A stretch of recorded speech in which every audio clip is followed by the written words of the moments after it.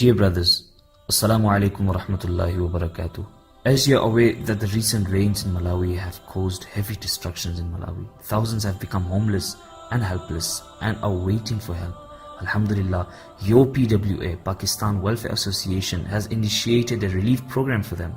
Our members went to the villages of Palombe, Chitike and Mileme and served relief fund packages for about 400 families, total worth of over 8 million kwacha.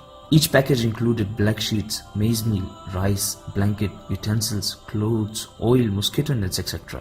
Believe it or not, it's a terrible situation out there. They just await the help of Allah Azza wa Jal. No electricity, no water, no food, too many mosquitoes. People like us would not even be able to spend one day there.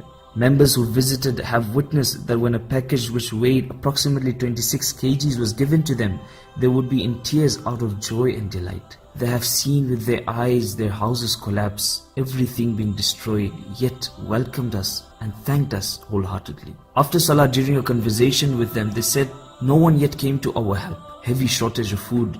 We asked them, how do you live?